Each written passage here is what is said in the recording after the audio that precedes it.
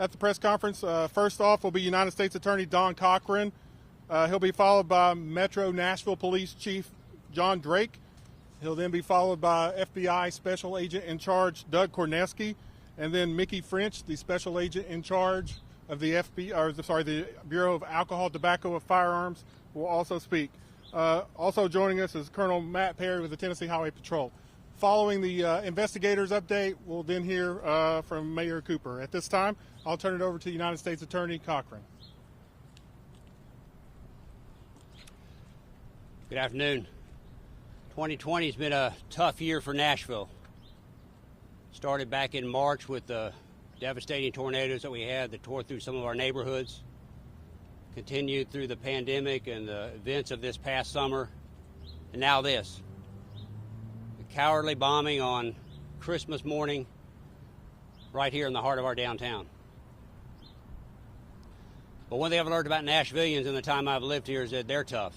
And we stick together as a team, and that's what we're doing now. And I want you to know that's the team that's behind me, and the folks that they represent are doing everything we can to find out what happened here, to get the answers that you deserve, and to make sure that we're all safe. So one of the toughest groups of folks we've got here in Middle Tennessee is our law enforcement and first responders. And nowhere, in my experience in law enforcement, has that ever been plainer to me than what happened early yesterday morning. 6:15, 6:20, or 6:30 or so on Christmas morning, Metro Nashville police officers just a number of blocks north of here didn't run away from danger, literally ran to danger.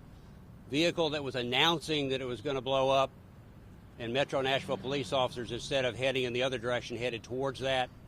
They evacuated that area, got all the citizens out of there. I'm quite confident that their actions are part of the reason why there was less cost of life in this heinous act. Starting yesterday morning, we had a task force came together. It isn't a one-time thing. This is what we do all the time. In the U.S. Attorney's Office, we work together with our federal partners, our state partners, and our local partners, and that's what immediately started happening yesterday. Teams of agents, grouped together across agencies, started handling leads that our citizens were calling in. We've had over 500 leads and tips come in, and every single one of those is being followed up by a team of investigators. That's the stage we're at in this investigation. We are still continuing to follow every lead that we have, and we will continue to do so until we find out what's happened.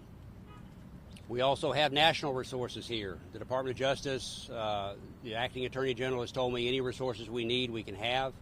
The FBI and the ATF have sent their most specialized bomb technicians here to Nashville. And as we speak, they are north of here a number of blocks at a massive crime scene, doing what they do, and doing, frankly, what they do better than anyone else in the world. And it's quite a challenge. Having been up there and seen that scene, it's like a giant jigsaw puzzle created by a bomb that throws pieces of evidence across multiple city blocks. And they've got to gather it, they've got to catalog it, they've got to put it back together and try to find out what the picture of that puzzle looks like. But there's no one better to do it than the folks we've got on the ground here in Nashville, Tennessee right now. So that's going on as we speak. The investigations of the leads is going on as we speak. I am confident in the team we have that we will get to the bottom of this, that we will find out the story of this individual or individuals, we don't know right now, but this ultimate Scrooge who on Christmas morning, instead of spreading joy and cheer, decided to spread devastation and destruction. But we know how that story ends here in Nashville. We're going to stand together. We're going to get back on our feet. We're going to get our businesses back up and running.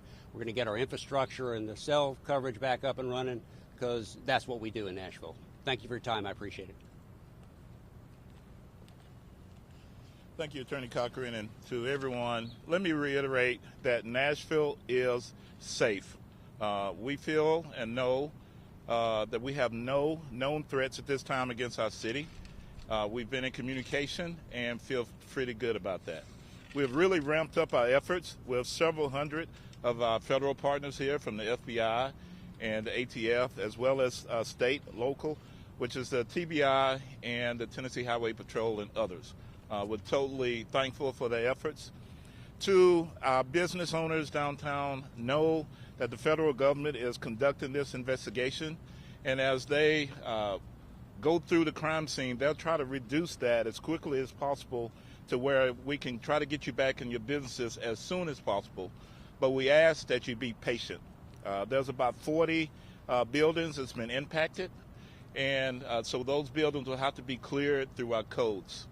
If you have any information pertaining to this, please contact 615-74-CRIME or fbi.gov/Nashville. Thank you.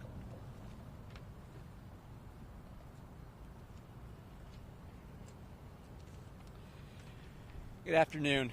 My name is Doug Korneski, and I'm the Special Agent in charge of the Memphis Field Office, which covers Nashville. The FBI, the ATF, Metro Nashville Police Department officers, and Tennessee Highway Patrol, and other federal and state partners are working around the clock to make sure Nashville continues to be a safe place to live and work. During the past 24 hours, our joint investigative team fielded nearly 500 tips from those in and around the Nashville metro area. We deeply appreciate the ongoing support and cooperation from the community and wish for it to continue. The first thing I want to reiterate that Chief Drake indicated is that we have no indication of additional explosive threats. No other explosive devices were discovered during the area during our secondary sweep yesterday. We've also increased our footprint to work as quickly but thoroughly as possible. There are approximately 250 FBI agents, analysts, and professional staff from at least 8 surrounding field offices and FBI headquarters. They're working shoulder to shoulder with our partners. Our team is addressing this case on several fronts. First, our investigative team is turning over every stone to make sure we know as many details as possible to answer the question of who is responsible for this, and also to understand why did they do this. This includes assistance currently from our behavioral analysis unit back at Quantico. Secondly, our evidence response teams are committed to documenting and collecting all of the evidence to support the facts learned by the investigative team. We know this affects local businesses and are committed to processing the scene in a timely but thorough way. We are starting from the outermost perimeter of the crime scene and working our way inward. We hope to have the outer area complete and turn over to the city of Nashville within the next day or so, so that they can conduct the necessary inspections. Again, I want to thank the citizens of Nashville for their trust in the FBI and our federal and state and local partners, and also for the cooperation of all of our partners who stand here today with me. Thank you. Good afternoon. My name is Mickey French. I'm the Special Agent in charge for the Nashville Field Division. ATF has numerous personnel here on the ground working seamlessly with all the agencies represented. Specifically, we have the National Response Team. ATF's National Response Team is the only accredited forensic investigative team in the country. They're outstanding at what they do. They're made up of certified explosive specialists, bomb technicians, forensic chemists, engineers, and we have integrated and working seamlessly with the Metro Nashville Police Department as well as the FBI and all agencies involved. Just to reiterate what everybody has said before me, we've had over 500 leads and tips, and our job as a law enforcement agency is to make sure that this community is safe. And we are making sure that we're following through with each and every one of these tips and leads seamlessly, integrated, with no effort at all, and no impact, hopefully keeping the community safe. Thank you. All right. At this time, we can answer a few questions. We're mindful that we can't really get into too much details of the investigation. We know you have questions and information, but we'll attempt to take a few at this time.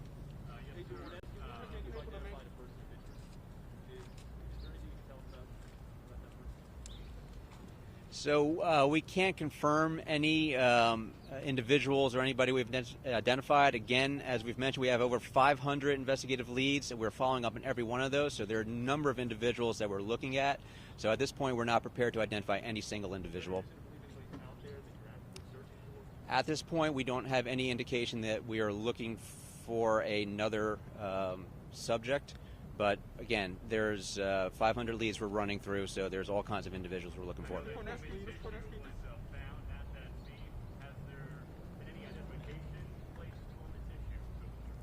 That is something we're vigorously working on right now.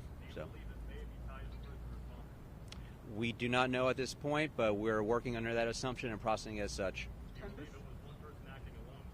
We do not know that. We're following up every investigative lead, although we do believe there are currently no active threats.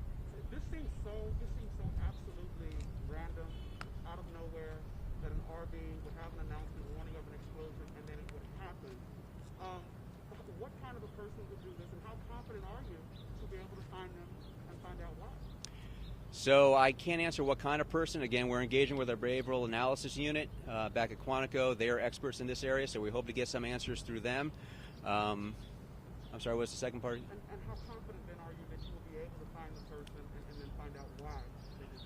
I am fairly confident we will be able to identify an individual or ascertain what has occurred. It's going to take us some time, but this team behind me and my folks and our folks in the field, we're very good at what we do. Sir, can you just repeat, because I misheard you. So you're working on the assumption that the human remains, whatever was found out, was the person involved? We are not working on any assumptions. We are addressing it to rule it out or to identify it. Do you know if this person or... Excuse me? I cannot comment on that. What I can say is just confirm we do have some activity going on in that area. Can you talk to the wireless being down here in Nashville and in Kentucky? When will that be back up possibly? That's a better question for the mayor. Let's let him say a few words. Okay. Is there any belief that the target was the AT&T building? Is that something you're investigating, whether or not to knock out some of the communications? We're looking at every possible motive that could be involved. Thank you. Thanks, everybody. I'm going to have Mayor Cooper. He wants to address the public now, and I think he's going to have a few words here. Mayor? Well, thank you. I'll be very brief. I think I'm grateful to the team behind us, and Nashville's depending on them to do a great job. And our resolve as a community to both rebuild second and to find the culprit is very great. I want to thank them. This is several hundred agents. This is our national best stepping forward to help us solve this crime. But also locally, our EMTs, our firemen, our police officers who've been so heroic in this last few days. I want to ask the Chief Swann, I heard the question about communications. I know he's been in close touch with AT&T and our network communications to answer that question about outages and what we can expect going forward. But I want to thank the team behind me, count on them to deliver for us in Nashville and then our own city to commit to rebuilding. And I'm grateful to Governor Lee's request to the White House today to have a national emergency and to get federal help for rebuilding 2nd Avenue once that work begins. One other thing is we still have a curfew in Nashville and will until tomorrow afternoon. This is an active crime scene. I would encourage people not to come to downtown Nashville until that curfew is lifted and let the FBI and our federal partners do that work. But with that, let me introduce Chief Swann to talk about communications. Good afternoon. Again, not to reiterate, but I think it's important to just note our role right now in the city is to make sure that we are working closely with our partners, law enforcement partners, to ensure that anything that they need logistic-wise, we'll provide it for them. And as far as the telecommunication partners, we're working closely with them, AT&T, to ensure that we can get communication established back safely. They're here to work 24 hours.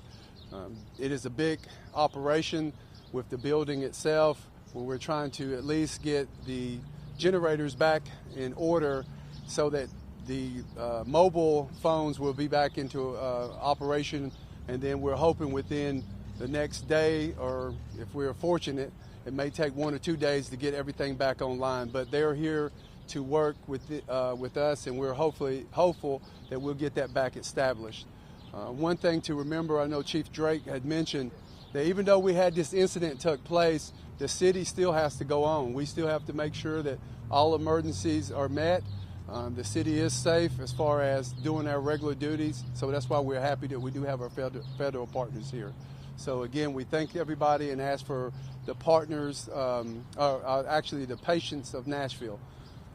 The partnership downtown as far as business owners and also residence owners, we are working to make sure that all water is turned off, 2nd Avenue, and then also we're turning the electricity off as well to ensure that the safety of people going in and out of the buildings for investigation purposes. So thank you.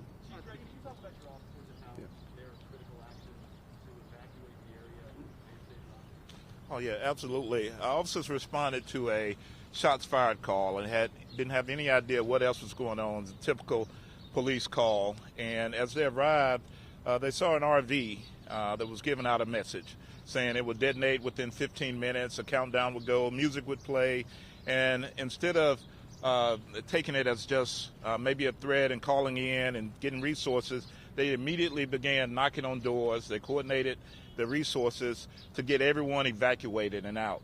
And had they not done that, in fact, I watched a short video of an officer that had just moved out of the video frame when the explosion occurred and knocked him to the ground. So had they not done that, we'd be talking about people as well with the destruction that we have. So they're just heroic efforts in saving lives.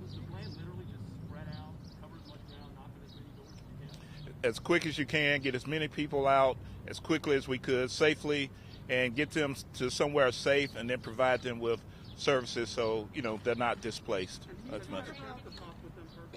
I didn't hear you. Have you had a chance to talk with your officers personally? I have. I talked to each one of those at the scene, thanked them for the efforts, and they were really didn't want the thanks. They just felt that it was their job and it was their honor to be able to serve our city. What was that moment like for you, knowing the fact that they put themselves in harm's way in service of this city? It's a proud moment when we have our law enforcement professionals that are selfless like that. They're not concerned about their own safety, but the safety of our city.